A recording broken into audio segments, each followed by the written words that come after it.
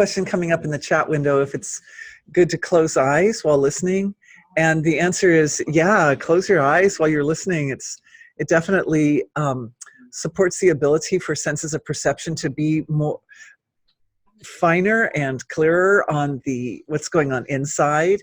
A lot of people like to sleep during my webinars, which I embrace that, because even though it's not nicely set up, everyone's sitting and people raising their hands. Yeah, I like to sleep. Even though it's not set up to comfortably sleep here, because we actually process more information more quickly in sleep state than in waking state. And when we sleep, the sense of hearing doesn't shut off. So we can still hear what's going on.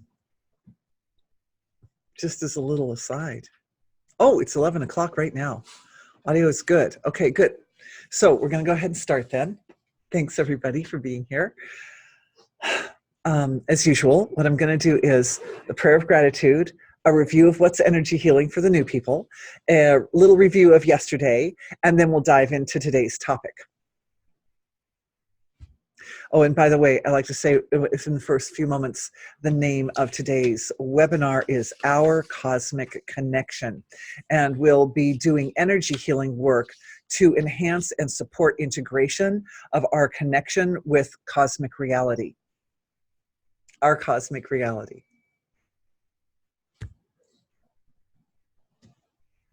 Thank you to the source of creation for being everything.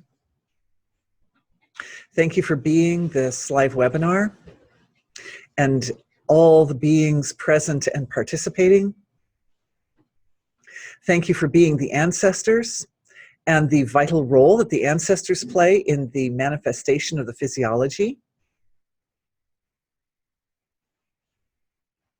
Thank you for blessing the session, to everyone, for blessing our session today with the ability to work concisely and efficiently and profoundly.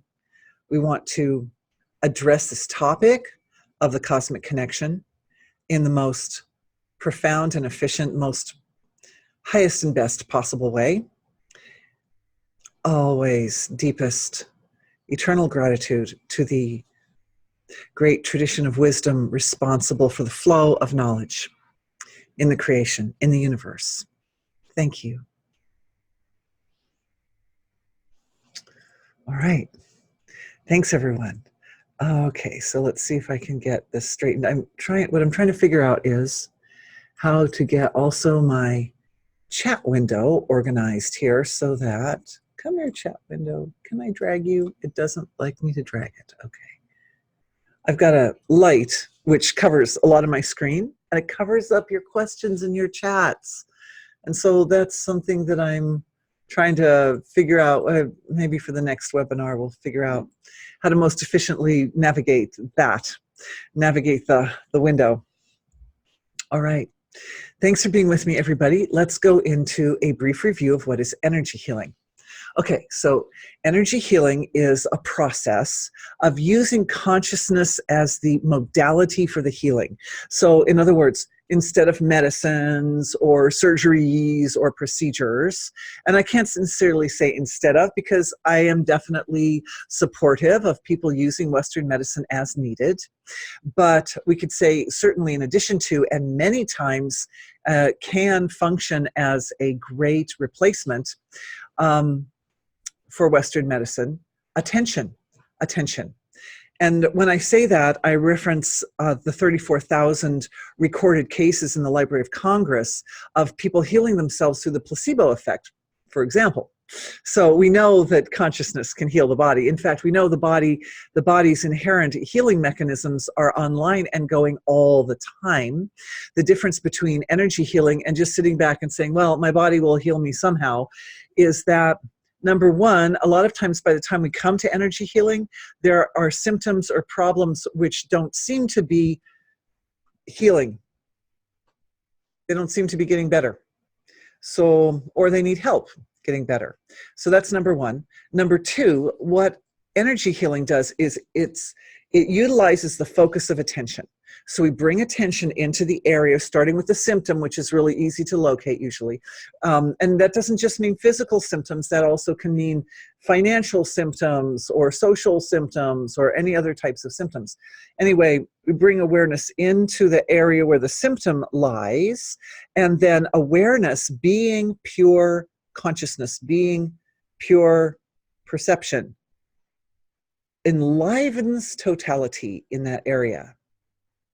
So the source of creation is pure consciousness, pure awareness, pure knowingness, pure being, pure perception, pure divine self, many names, same thing. One thing, many names. And when we focus our attention, what we're really focusing is that. It's that pure material source of creation material. And that's like one of the beautiful gifts of being a human, is that we have access to the source of creation, and we have the facility to move that fabulous quality of the universe around with our intention. Pretty cool. And we can do it from day one. So attention, and that's what pain does. It attracts or draws attention into some part of the system.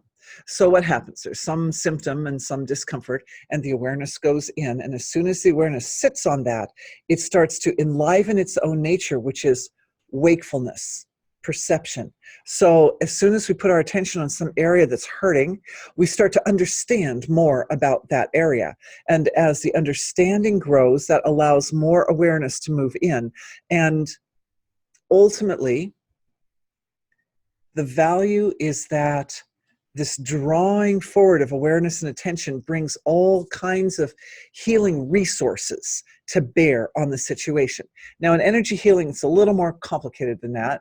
We don't want it to be too complicated, because really I feel it's something everybody can do. But one of the principles is the symptom is usually not the source of the problem.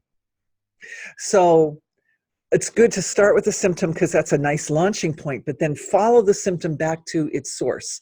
And 9 times out of 10, the source or seed of a problem is sitting at some very deep abstract level of the field of consciousness itself, of the personality, in the memory, in the field of experience. So we start with a symptom, which is kind of on the surface, and we follow it back to its source. And as attention gets on the source or seed of the problem, it illuminates the details in that area. And very often there's a little veil sitting over that seed. There's a little veil, usually of fear, that, oh, well, I don't really want to look at that one because it's kind of not nice for me. And so one of the things that consciousness we do in energy healing is, after we found the symptom and we're following it back, is we have to penetrate through that veil. 9 times out of 10, there's a veil. And I've described before, the reason the veil is there is because life lessons and spiritual lessons, soul lessons, are experienced in our human form in a sequential unfoldment. So that means whatever lesson we're learning now, we have to put the other ones, the future ones, on ice. We have to put them on hold for a little while. So the way we do that is we create little blind spots or little blockages to dealing with those future problems until the time is right. So what that does is it creates kind of a habit of not looking at that thing. Then when we finish this lesson and we're ready to move on to the next lesson, we have to think, how do I peel off that little veil so I can get into that lesson? And in the hero's journey, that little veil is represented as the dragon who sits at the doors of, or the demon, the challenging structure that sits at the doors of hell, where we face our greatest fear, right? So it's all reflected. It's all part of a kind of a divine flow, basically. We can think of everything as divinity self-interacting. All right, that's a little review of what is energy healing. Let's look at what happened yesterday.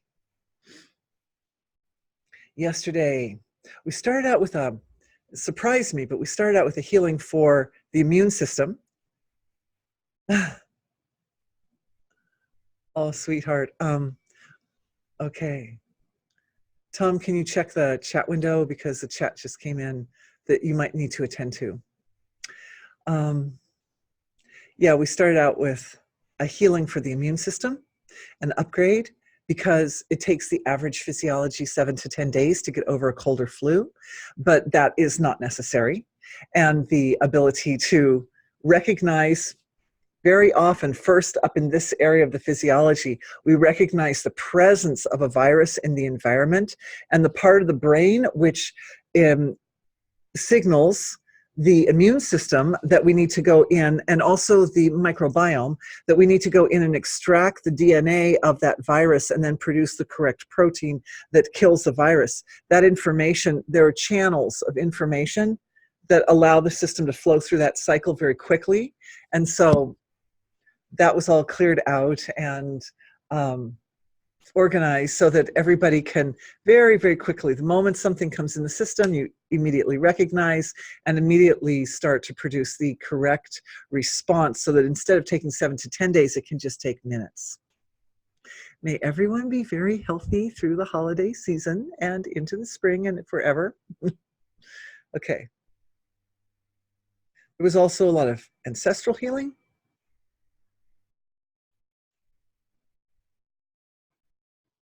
One of the main themes of yesterday was integration, integrating the connection between individuality and the collective field, or the cosmic field. There was a very beautiful healing, I recall, where that integrating and the connection with the collective field was folding into its own nature, the nature of the web of life and the divine to express itself through the vessels of our physiologies. That process was folding in on its own nature and going out to the collective. And anyway, it was very sweet. And everybody will get recordings of yesterday's sessions, so you can enjoy that. All right, so that was yesterday. Then we ended with an interesting question about trees, and could we do some healings for the trees? And also another question came in about morpho groups, because we did some healing for clearing blind spots through restructuring of the DNA. That went with the ancestral healing. Our cosmic connection. As you know, in the weeks preceding a webinar, I get lots of downloads and lots of information about the topic. And one of the, I'm just going to lay out for you what I see and what I understand about this. The first principle is there is only one. There's only Brahman. Brahman is. And Brahman is based on Brahman's own, based on Brahman alone, Brahman is. So there's not a lot of variance in there for all the comings and goings and details and back and forth that goes on with our more relative level of creation. However, most people at least start out in this lifetime experiencing themselves as an individual riding around in an individual physiology, and that the nature of life is to promote expansion of consciousness.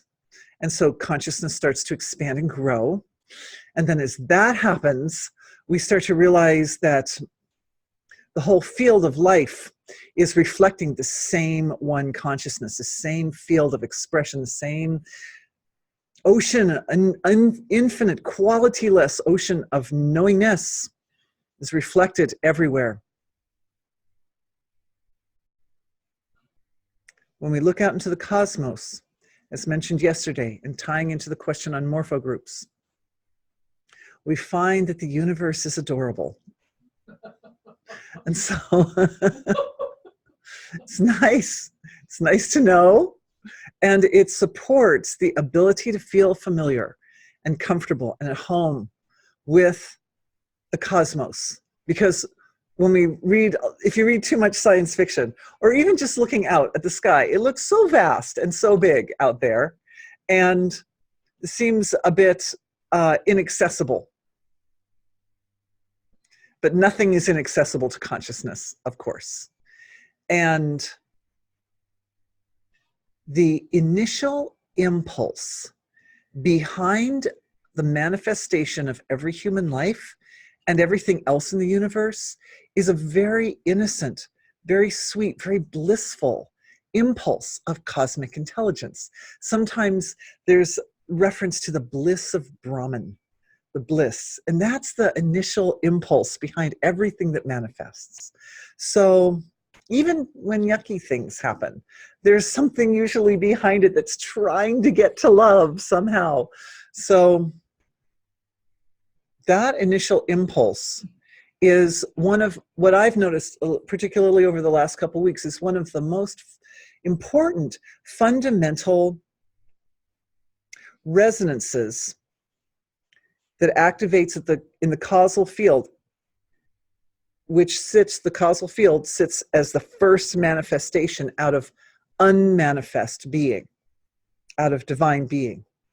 So that first impulse of manifestation contains within it like a very concentrated, like a bliss bomb, right? Like a very concentrated quality of bliss with that, has that intention to rise up and to become physical manifest reality. It's beautiful. It's beautiful. So that impulse, when it first rises, is very pure. And its purity, the ability for any impulse like that, with any intention behind it, to maintain its purity as it rises up to the surface, will support the expression of divinity in the relative. It will allow whatever that initial intention is to make its way all the way to the surface without becoming corrupted, without getting waylaid, without getting blocked.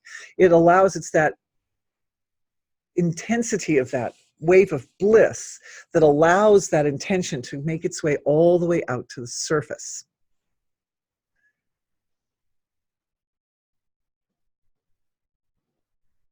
So downloading the energy signature of that bliss, I am seeing it wanting to settle into the third chakra region, into the solar plexus area of the physiology.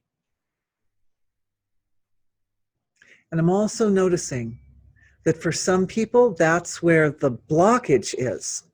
So the bliss of being, the bliss that fuels the manifestation, because I've talked about how the manifestation is built on the coordination between complementary pairs of opposites, right? So the complementary pairs of opposites are sitting in every node of the astral field and of the energy field of our world and every node of the web of life. And they're like pushing and pulling against each other like that. They're opposites, right? So it's the friction is another way of looking at the bliss, the friction that's created, that churning of the ocean of consciousness are waves of bliss. The bliss is also subtler than the waves. The bliss is more primordial or fundamental than the waves. The bliss is in the rocking of the cradle of Krishna, the rocking between unmanifest being asleep in its own nature and unmanifest being awakening to its nature. Right there, that's where the bliss originates. It's a wonderful material. It's a wonderful quality which can be expressed at any level of density of consciousness. Just because it's born in the deepest level of being doesn't mean that it's not accessible at every level. The art of energy healing is to organize the inner landscape in such a way that those impulses make their way all the way through the denser levels of self and all the way to the surface without hindrance, in order to enjoy the full expression. And I'm still feeling it in the solar plexus area. I still feel like there's some kind of nice stabilization taking place there. We've done a lot of work together, you guys. I know, you guys, we've been doing this for quite some time. We've cleared off a lot of stuff over the last few years that I've been doing these webinars. And one of the things that blocks people in that area is fear. And we've cleared that for many of you guys. But there are also new people with us. So, and provides an opportunity to explore the clearing of that fear at a more collective level. And I think that's important for the theme of today's session, which is our cosmic connection, that we are tiny microcosms of the macrocosm, right? And so those who are, I love this. Okay, too many things coming at once, slow it down, organize it up. In these live webinars, we are a lot of people. Each one of us has gifts. Each one of us has special qualities, areas where divinity is completely uncorrupted and completely unblocked and moves to the surface and has moved to the surface for you all your life without effort. So each one of us has different areas like that. As a collective, we share. We are able as a collective to function as a more perfect, more complete, more refined expression of ourselves. It's one of the great values and gifts of working together in a collective like this, is that each person has like a piece of the puzzle or a piece of the blueprint, you could say. And so we put together the functional pieces of the blueprint to create a larger, more perfectly expressed form of divinity. And that becomes the soul of the healing webinar. And that is where Dorothy's focusing attention to bring out whatever's happening with that aspect of ourselves. And one of the things that's happening is this integration, where I guess we're continuing a little bit the theme of integration from yesterday. This beautiful blueprint, and you have to understand, you guys, each one of you is so precious to me. Each one of you has such beautiful qualities that are unique unto you. And so together this form is this brilliant, like angelic, demigod type of form of self. And it has tremendous energy, tremendous power behind it. Oh, that was another healing from yesterday. There was a great metabolic healing that upgraded cellular intelligence and supported our physiologies to utilize the resources that we get from being way more efficiently. So I'm feeling a big upsurging of energy now in the group. We have identified our wholeness in the group. Oh, we've got melting with grace comments coming in the chat section. Bless you. Bless you, sweetheart. Yeah, that's that feeling. I was feeling this big upswelling of life force energy. It's the grace of the divine. It's the grace of being. It's like a validation that we took a step and it was the right step. That we organized our collective so that everybody understands how this organization goes. And then the collective field of self. Oh, beautiful. Oh, beautiful. The collective field of self is able to express even more completely.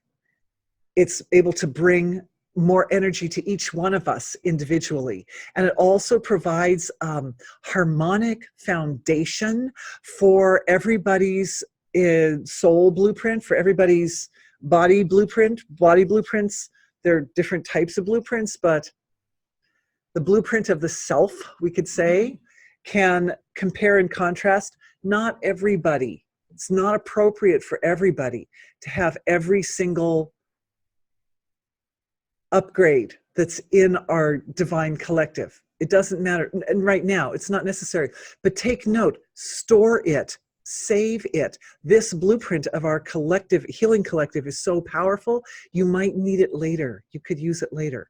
One lady from California says the in and the out breaths are like complementary pairs of opposites. And boy, is that just flame on, right? It's like the in and out breath creates a sort of miniature version of the divine dialogue, or a kind of Reader's Digest version of the infinity and individuality and infinity and individuality with every breath. So it doesn't, even people whose lives are not devoted to the pursuit of spiritual development, or are not interested in unifying unity consciousness, or not interested in anything like that, if they breathe, just living in that body, even if the body only lasts a little while or whatever, it doesn't matter. If a person is breathing, they are massaging the relationship between individuality and universality all the time. And then there are those who are constantly transcending and not breathing, but that's a whole nother topic. So, right? You're going to bring up some mystics. Oh, thank you for the reminder. So, as I was looking into the cosmic connection, what I noticed is that the locations where all knowledge is contained are at the level of cosmic self. So we identify with this life, this physiology, this self, and then there's the deeper levels. If we have our bubble diagram here, right, with the individual self here, and then the finer, deeper, more abstract levels down here. These deeper levels don't tend to identify so much with the physical body as with the cosmic body. So there's also the cosmic body, there's the universe, and the universe is also an expression of self. It's also an expression of our bodies. It's just the bigger body.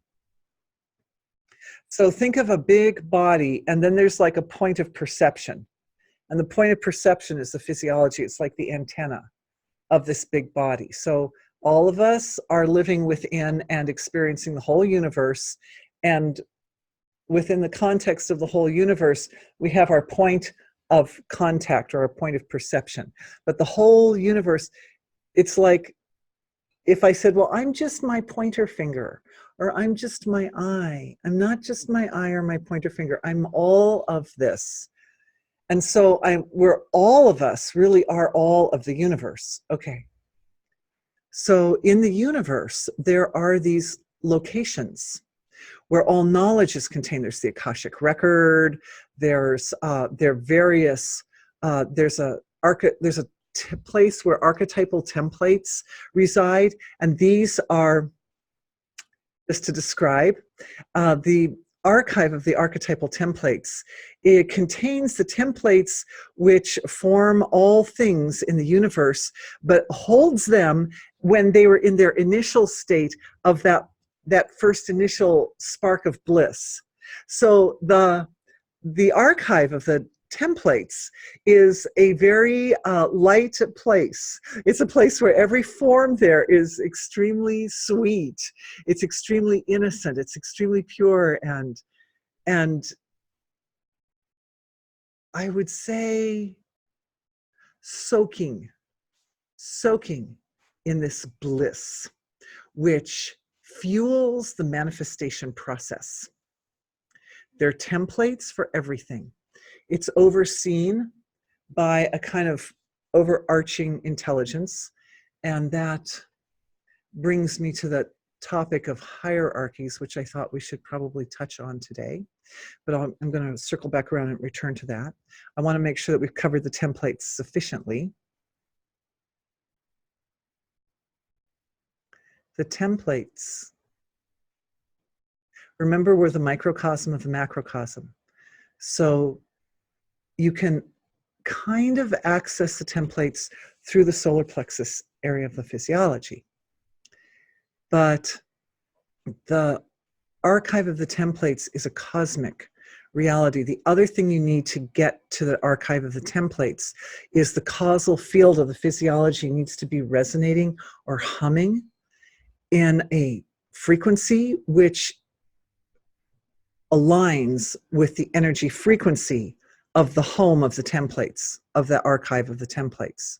So that energy frequency is like a a friend or a sister, like a family member, to that first frequency that we just got the download for a few minutes ago, of that initial bliss that's behind the manifesting process, that lovely churning back and forth of the complementary pairs of opposites. And so that feeling of that yummy activation of consciousness is one of the resonances in the home of the archetypal templates, the archive. The just checking what else. Then there's innocence. I'm unpacking this. There's innocence. There is a lot of silence. So this is what's activating right now in everybody's causal body. Innocence, silence, the bliss. Is there anything else? I'm asking, is there anything else? Yes. Yes, the overseeing intelligence of the archive of the archetypal templates is extremely ancient, extremely wise, extremely one of the great fundamental organizers or structurers of our creation. I'm sure he has a Vedic name, but I've been encouraged not to go too Vedic on everybody. So, but that overseeing intelligence is one of the great aspects of self. However you see yourself, however you understand yourself, it is important to know that those forms of our universe that were responsible for the building of the universe are still part of you. This is the download, is for the energy structure, the wisdom of this great ancient form of creation, responsible for overseeing this archive of most amazing knowledge of creation.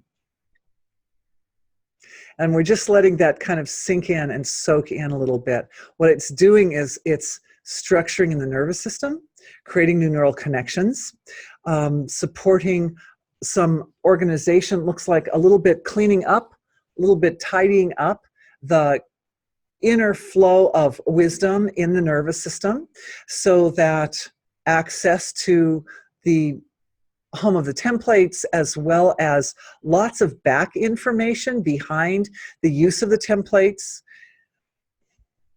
the history. One of the things I'm seeing is in the Akashic record, the history of, oh, please say Vedic name. Okay, so Vasishta. Vasishta is the, oh, thank you for asking, darling. And I shouldn't make you ask. That's like not fair of me.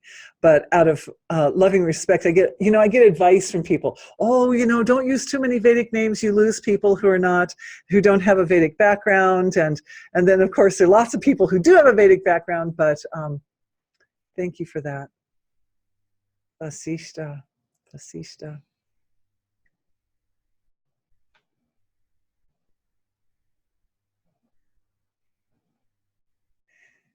The soul of our healing webinar, that sort of central blueprint of all of our finest qualities together, with such profound gratitude, like just melting with gratitude, is offering to the home of to the overseeing intelligence of those archetypal templates, the home of the archetypal templates. Such a mouthful. I have to find smaller words for these things. Anyway, the gratitude flow, let me tell you, is deeply appreciated, literally everywhere. So something that we have as humans that we can use as currency. We can use it as currency anywhere you go in the universe, anywhere your awareness goes in the universe. Gratitude, appreciation, recognition, love, they all count. So that there's a line of connection I'm literally seeing in our healing circle, like a big circle, a beam of light pouring through our circle to this home of these archetypal templates and to the heart of Vasishta. That's just, it's like we're forging a relationship. We're getting to know each other. And I'm telling you, Vasishta is just loving what we are doing. The answer coming back is, this has been waiting for a very long time for us on Earth to be spiritually powerful enough and coordinated enough to work like this as a collective and produce this effect, to be able to come to Vasishta as a collective and to be able to offer all of our finest self qualities together in a coordinated whole, in an integrated manner, to then receive the information about the archive of the archetypal templates. Beautiful. It's perfect. It's perfect. And what's happening is I'm feeling huge energy shiftings going on in the physiology. It feels like it is having some effect on the physical body, etheric body, definitely on the etheric body. Some of these templates, great templates, man, like templates for immortality and templates for expressing divinity in the most perfect manner, templates for knowing all things, templates for, the templates can be seen as actual forms like matrices, like sacred geometrical forms. They can manifest like that, but we're getting them as energy signatures that reside at more of the causal level of the physiology. So the causal level can then take up that hum. It can adopt that particular mode in order to support or create like a foundation upon which then the energetic scaffolding builds to create all various different effects in the physiologies. For those of you who are practicing advanced techniques, advanced mental techniques, this is like the cities, but it's different because it's more, the cities are performed on a more moment-by-moment basis, whereas this is something that is owned on the long term.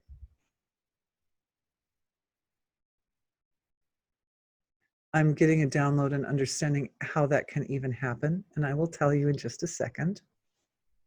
Thank you guys for opening that one up.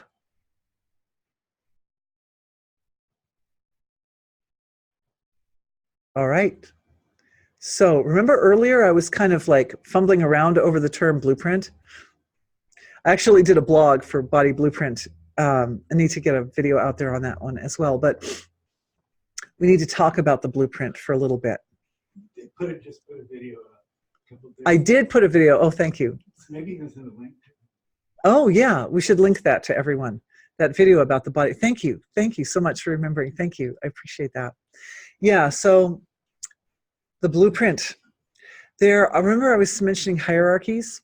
So there are all these different layers of scaffolding produced by the different dimensions of the web of life. So I mentioned yesterday, like the threads of the web of life can be like way small, microscopic, or they can be way big and connect the galaxies in the universe together. So these little threads of consciousness, they form together to create, somehow my color just like freaked out on my thingy, but anyway, I don't care. I look yellow now, it's okay. There we go, coming back to normal again, I think. Anyway,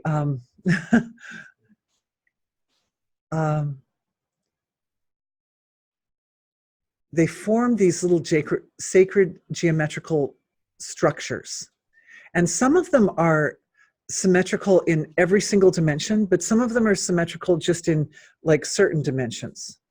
Like if you turn it this way, it's symmetrical, or if you turn it this way, it's symmetrical. So like the tree of life would be an example of one that's symmetrical. It's symmetrical this way, but not this way. The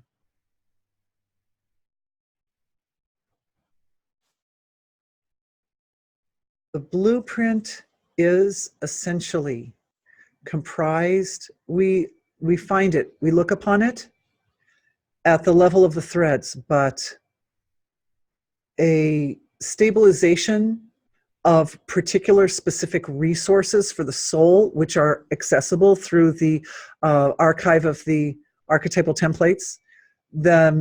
This information is seated in a more causal level of the physiology. So that means everybody's ocean has its own specific landscape. And we've talked about that before in terms of causal body regions or areas of the causal body, but we're really looking at that now in a more detailed way in relationship to these templates. That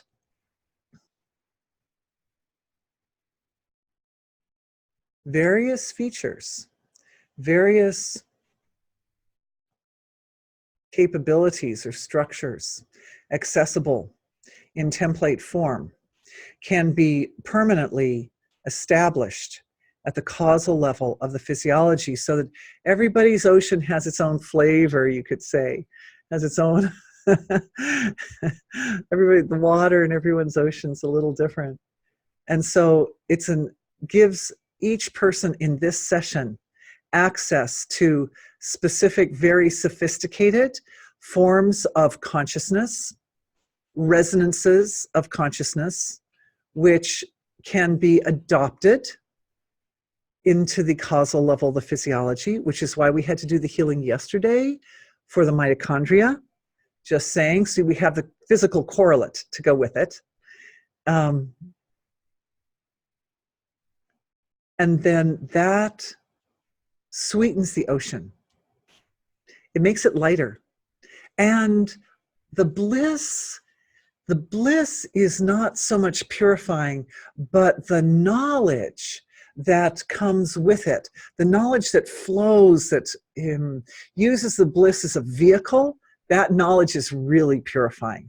So that's the main principle here, is that the bliss sits like a kind of a foundation upon which the knowledge flows.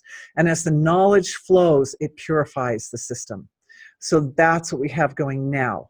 And that purification is rising all the way up to the surface of the physiology, so that we get purification in the physical body, etheric body. Very helpful, looking particularly at the etheric body, where the body blueprint resides. So that's like another kind of a blueprint that we've got going on. Body blueprint. It's stabilized, we could say, in the etheric body. And right now what's happening is there's an interface between deep intelligence in the causal level of self.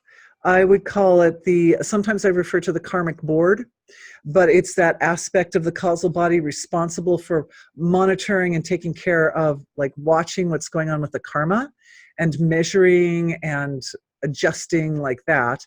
And it's looking at this body blueprint activation in the etheric level of the physiology to see how the structures of optimal health, long life, flow of bliss in the body, not just good health, right? But the body just feeling like bursting with happiness. We had to do that healing yesterday for adorableness. This morning, one of the things my husband and I were chatting about was how our fathers, who had to live through the wars of the last century, lost some of their playfulness and their bliss. Unfortunately, stress does that. And this also was tying into yesterday's ancestral healing. We're starting to unblock those morpho groups. Oh, and the question came in about morpho groups, and this would be a great time to dive into that topic. So yeah, the thing is that all beings start with that initial burst of bliss. You know, when we're in the spirit world, we're like, yeah, I'm going to go be human, and I'm going to take a human life, and I want to, you know, adore this person, that person, and I want to be really close to that person, and you know, all the different things we choose to do in our life. I'm going to change myself this way and that way. Those initial intentions come with tremendous inspiration of happiness, but it gets lost. It gets lost. A lot of people lose it. And I think one of the main reasons is because of morpho groups. As we talked about yesterday, they come in usually when a child is quite young, like 1.5 to 3, as if I recall from the class that I took on brain physiology and consciousness. That's really young, and that's a time when children are seeping in the bliss of childhood and their innocence and their playful nature and, you know, all the sweetness and softness. They're very soft little people. We are very soft at that age. So, yeah, right. So that lovely softness of self. And at that time, if the parents are struggling really hard, those morpho groups come in. They're the proteins that go and lock onto the DNA and stop the DNA from functioning. So, and then they're passed on genetically. So if you have a great-great-grandfather, great-great-great-grandmother who had some stressful situation as a little child, you know, maybe some big sickness came through and took out some family members and stuff. That happened 200, 300 years ago. That was common, right? So hard things that people had to live with, then that blissful innocence gets lost. And that ability to fall into the joy of being and just be with the joy of being gets lost. And it's that original initial impulse of the joy, the bliss of being, which is such a powerful tool for manifesting health, for manifesting desire, for manifesting success, for rising to the top of any system that you might play, in which you may place yourself.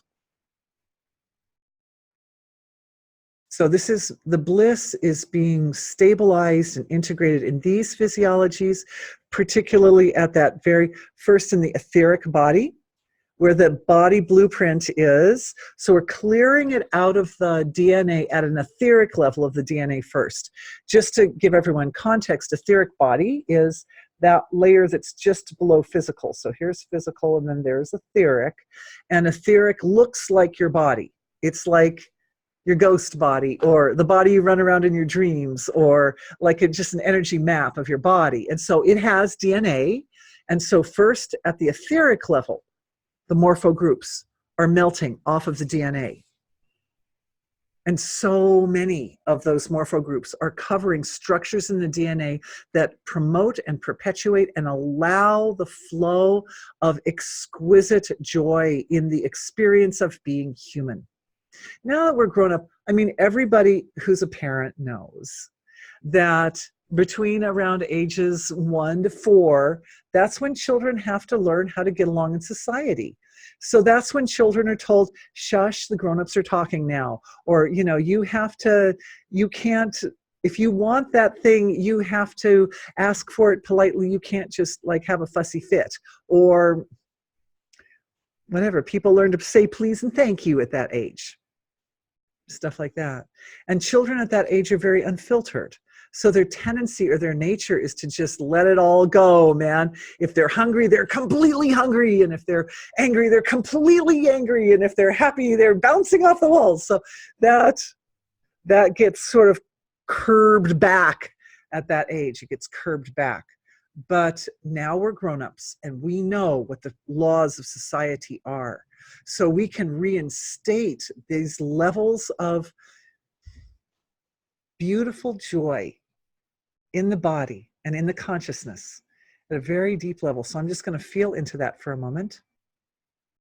One of the things I'm noticing as I'm feeling into it is it's not just for us, but it's going back through the collective as well, your ancestral collective.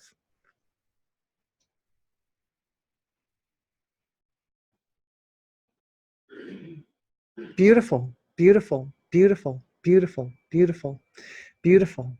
The actual physical development of the shoulders and the chest up in this area, the shoulder and chest area of the physiology, that area is all kinds of great healing work is happening for this part of the physiology.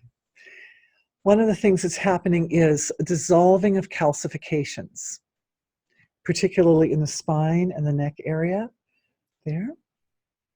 Dissolving of rigidity and stubbornness in the fascia in the upper part of the body. Dissolving discordant feelings. Oh, in the center, there are feelings of, oh, not good enough, and I'm not acceptable the way I am, and oh, if I'm completely unfiltered, nobody's going to like me, and things like that. No, everybody still loves you. You just have to conform to the rules of society. That's all.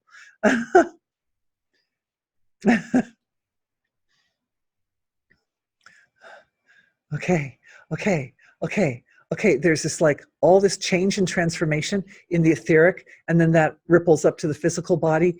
It's happening, but it's feeling a little bit unstable. So I'm just gonna offer all this work back to the field of being, because in being we find stability, we find eternity.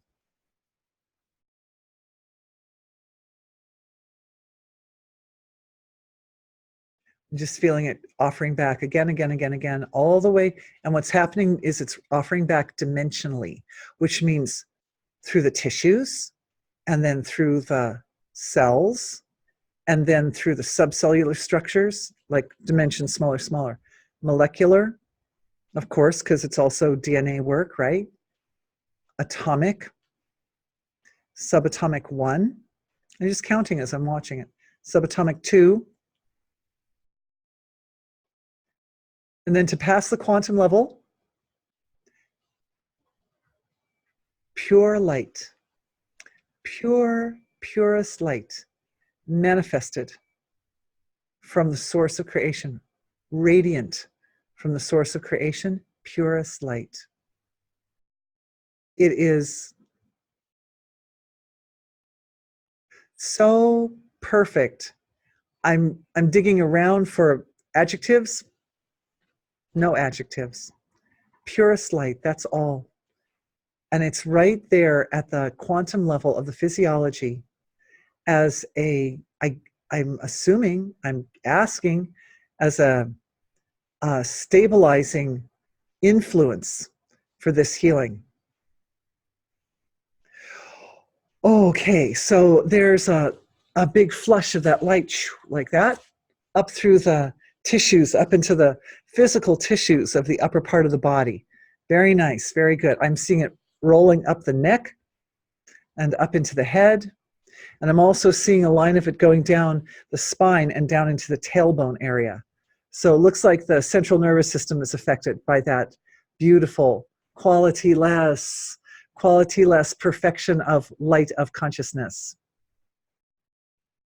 Nice job, everybody. I'm just seeing everyone's central nervous system just lit up. We look like some kind of, oops. I think it's because my shirt is blue. It talks to the color balance on the computer, and the color balance on the computer is like, turns me yellow. Golden, radiant golden. Okay, everybody. So we have, looks like quite a few questions came in during the session. So as promised, I always like to work with those at the end. Oh, and I did promise we'd talk about the trees too. But there's just one in this window. So let me do this one. Dear Dorothy, can we ask our Divine Mother, how is she satisfied with us as humans in a world right now, and how we can speed our evolution? Oh, that's a big question. So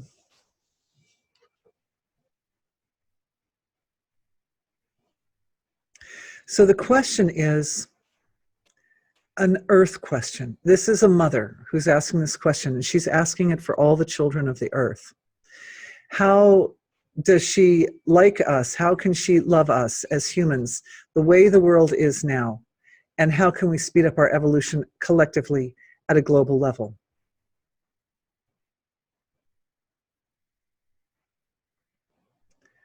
So the answer that I'm getting back is, of course, the mother of the universe only knows, she knows that it's all herself. All of us humans, and even the terrible things that happen, all the happenings are happening for the sake of experience of infinity in the relative. So we might recall yesterday there was some, I can't remember which organ it was, but there was some part of the body that was undergoing some healing at that time. And the point that came out was that these parts of the body that undergo the healing, aha, that's how I turned myself back to normal color again. I put my hands up. That when something hurts or is broken or experiencing symptoms, it's doing so because that part of the system is ready for the next phase of evolution. So it starts to cry when it's ready to move. It needs our attention. So it's the same with humanity, that any struggling or suffering or problems or issues that are coming up within the family of our collective, those are the areas that draw the awareness of the divine in to find solutions and to solve problems. And as that happens, that area rises up. The trick, and I would say the approach of energy healing, is to see it as an evolutionary process. Sometimes when things go bad, if there's a symptom of illness or if something terrible happens in society or something like that, the old pattern, which we've been breaking those down in these healings, right? Specifically today in yesterday's webinar with all of our ancestral works, the pattern is to look at that problem situation and go, oh, well, that's the new standard and life is just terrible and it's just going to be awful like that from now on.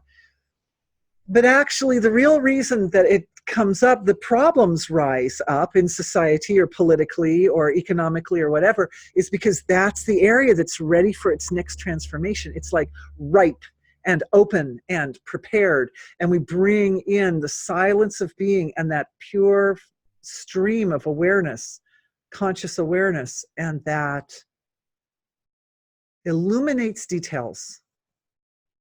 And if it incites any intense feelings, the intense feelings also play in to activate the promotion of promote transformation. So that's how we evolve as a collective. When something happens, it ideally hits the newsstands, and if it doesn't, we have to depend on our intuition. We have to depend on the intelligence in the body to tell us, and this is one of the beauties of our healing collective. One of the features or qualities of our healing collective is there's so many incredibly empathetic and intuitive people in this group that for those whose maybe sense of perception isn't so refined, or they're not so aware of what's going on in other parts of the world or with other people, that actually becomes activated for you. And so we all get to benefit from everyone's ability to know what's going on in all areas. It's like we have many eyes in many places, right? It's like we have awakened senses of perception and increased facility to move awareness through the streams of consciousness anywhere. So we can see, you can see remote viewing, right? Remote viewing. You can see what's going on anywhere and everywhere. You can feel the first impulse of intelligence that comes back is almost always comes right here to the heart. And whatever is going on in another location, you feel the feelings. This is my experience anyways. I tend to feel the feelings that are going down in that area.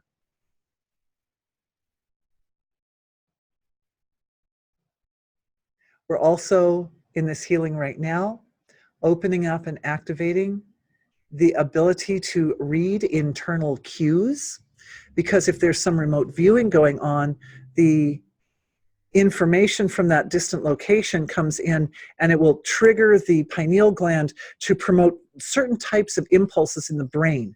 Certain flushes of dimethyltryptophan will be produced by the pineal gland, and then that gives rise to certain types of thoughts that you don't otherwise have.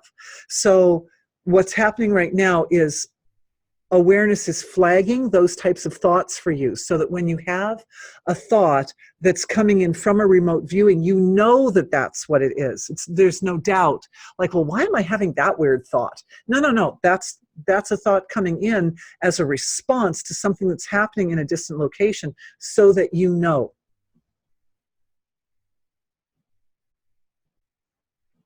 Then we become the loving custodians of the entire world consciousness.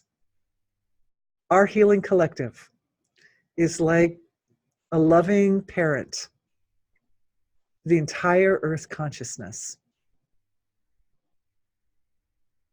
It's a big responsibility, but it's also an incredible joy, right?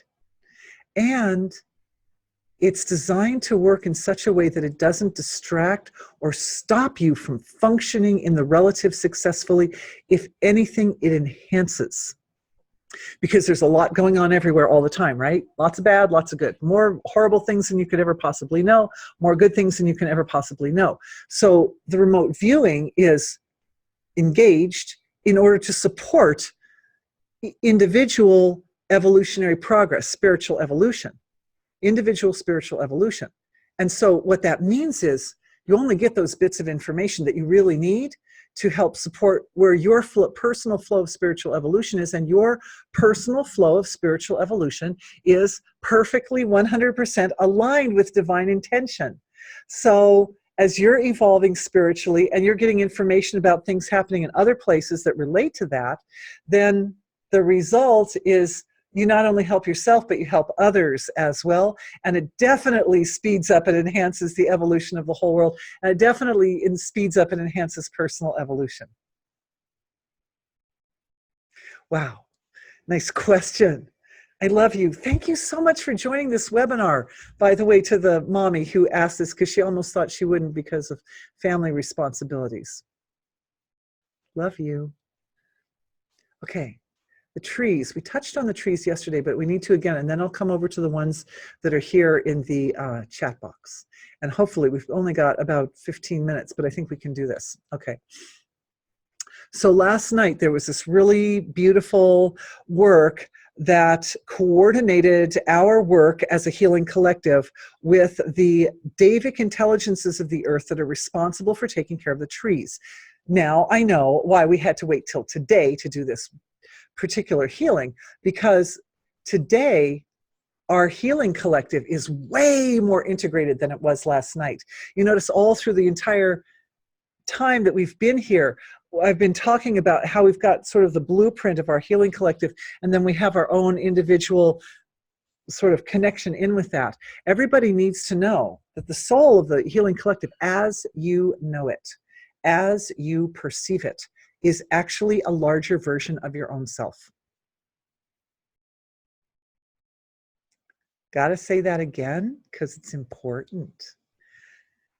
The exquisite form of our healing collective, with all these great sages and seers and Vedic scholars and energy healers and intuitives and loving parents and beautiful souls on spiritual path.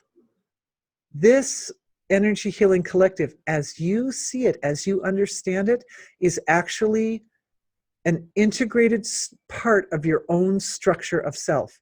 Even if there are qualities in that collective that you think, well, that quality is a little different from my quality, so I don't think I'm really ready to integrate it, or maybe I never will integrate it in this lifetime, or whatever, that doesn't matter. The fact that you perceive it in whatever way you perceive it means you own it. You own it. You own that now. It's like new neural connections are formed, and it's added to, yes, thank you, thank you, thank you, thank you. I'm seeing the integrations happening. Integrations, everybody's doing it at the same time. Thank you. Beautiful, beautiful, beautiful. So everybody's integrating with that field of the collective. which is strengthening it and making it more perfect and making it a more perfect expression of divine intention. So what we're basically doing is we're folding consciousness from our individuality into the wholeness of our healing collective, and our healing collective is folding back into our individuality and back and forth like that, like a little massage. And as it's doing that, both are upgrading at the same time, stabilizing and upgrading at the same time. That upgrade is essential to support our ability to work with Earth's intelligences, to actually provide something concretely valuable to the well-being of the trees on the Earth.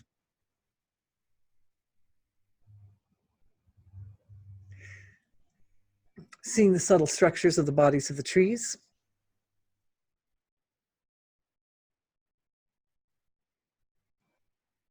Years ago, I read a scientific article about some research that was done on trees. It had been discovered that trees make sounds, they speak. They have certain things, certain noises that they make. And that the certain noises aren't just random creakings of branches. Those certain noises are very specific codes of communication with the environment. And so the scientific experiment was really yucky. What they did was they took the combination of sounds that were made by trees that were ill, that had parasites in them, and they put them in healthy trees. And what do you know? Sure enough, the healthy trees got parasites. So it was not a kind experiment by any means. However, we're working on the flip side of that scientific experiment. There are subtle, you can hear the sounds if you're aware of the fact that trees speak. If you go outside, you can hear, if you listen for them, you'll hear these combinations. They sounds like the branches are creaking a little bit or something. And I've frequently been in groves of trees where one tree is just like creaking and making sounds all over the place and the others are quiet. Once you know, then you can listen for it and you can hear and you can learn how those combinations, listen for the feeling that's behind the creaking sounds, and you will understand what the tree is feeling. And when you have this feeling along with the combination of sounds, then you will start to understand the language of the trees. Do you speak tree? I speak tree.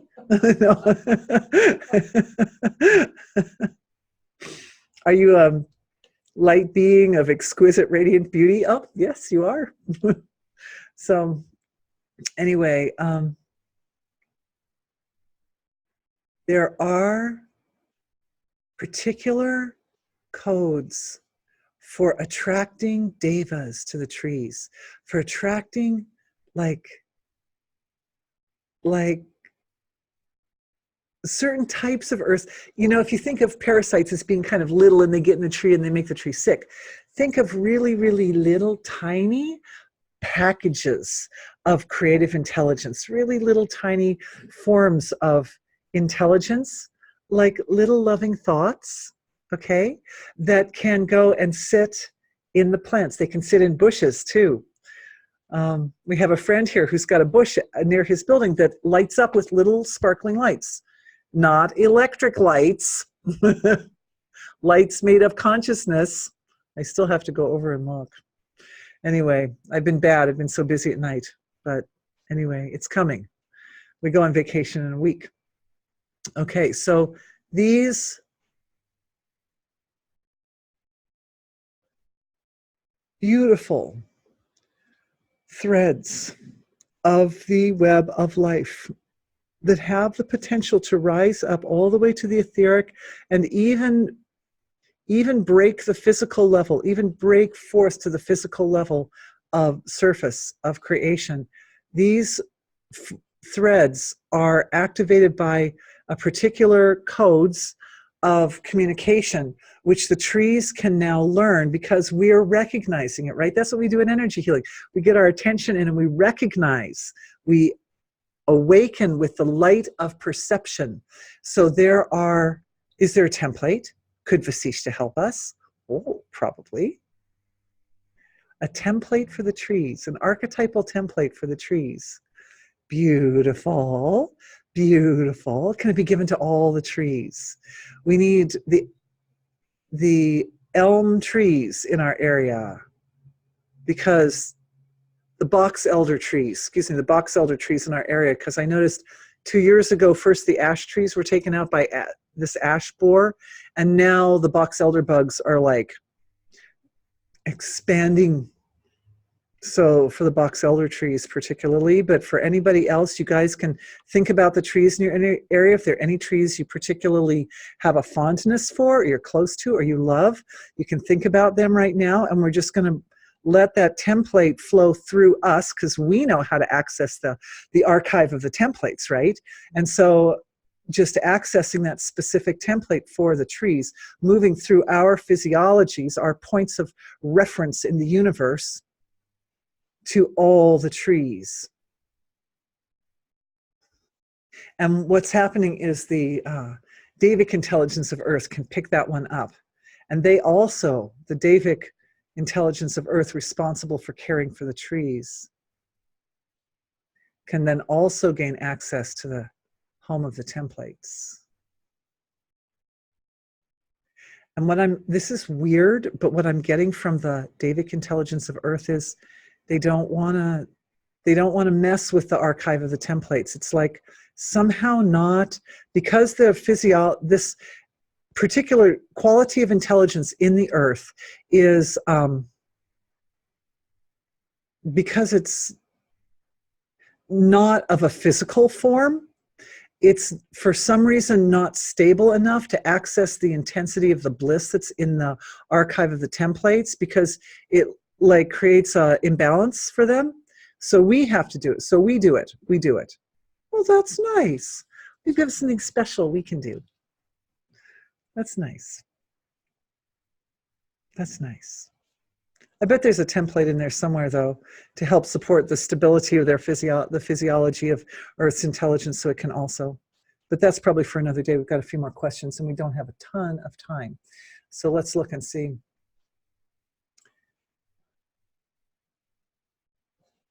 Okay, so one lady says she's having an experience, and please forgive me, I'm not sure exactly when that question came in, because I was chatting away here, but one of the great seers in our group, we've got people who have amazing refined perception, incredible ability to see all kinds of stuff, and she's an energy, oh, it came at 11:33.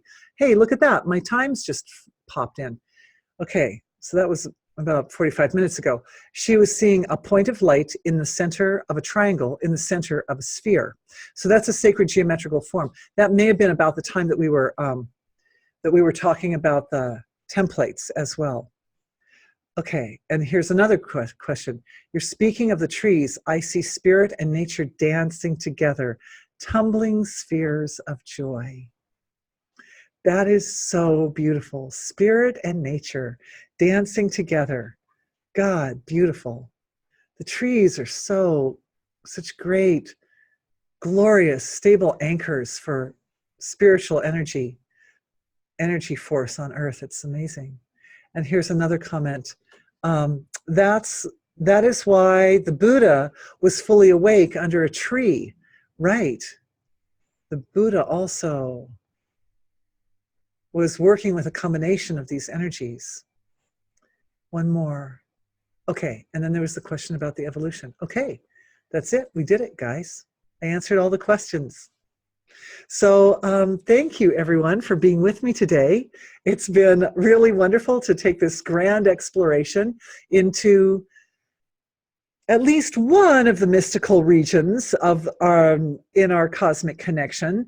I can say that there are many others. Since I have a minute, I can say there are many others. As I mentioned before, the Akashic Record is basically a culmination of all the strands and threads of the universe tied together in a great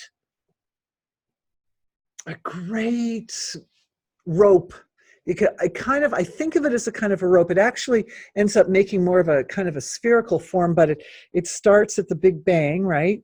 And then it diversifies and diversifies, and with each diversification, more and more threads of the rope till it's like a a snake with a big something in its belly, right? It starts out little and it goes like that, it becomes big. And then toward the end of creation, all the threads resolve and they start to form back together with each other to come home to their original form as the creation the entire universe, the entire creation falls back into the unmanifest silence of being. So that's another resource. It's another like mystical resource, is the Akashic record describing. Thank you, darling. Some thank yous coming in the chat. I love being with you guys. So amazing. The information that gets uncovered and the detail that is awakened through these webinars is everything that I went through for the last 2 weeks. It took me 2 weeks to kind of think through some of the basics. Like, we end up as a collective in the course of an hour manifesting forth even more than that. So it's really quite an amazing process that we are creating in our webinars. So I thank everybody for being with me. I also wanted to announce that our next webinar will not be 3 weeks out from this one, but 4 weeks out due to the holiday. So I'll see everybody in 4 weeks. I'm looking forward to that. I'm sure I will miss you guys, but or maybe I won't because I'll have my remote viewing. We can still be in touch. but I love everyone dearly, and I'm so grateful for our time together. And I'm looking forward to seeing you all in the next webinar in 2019. Thank you. Have a beautiful holiday. Deep silence of winter. Bye.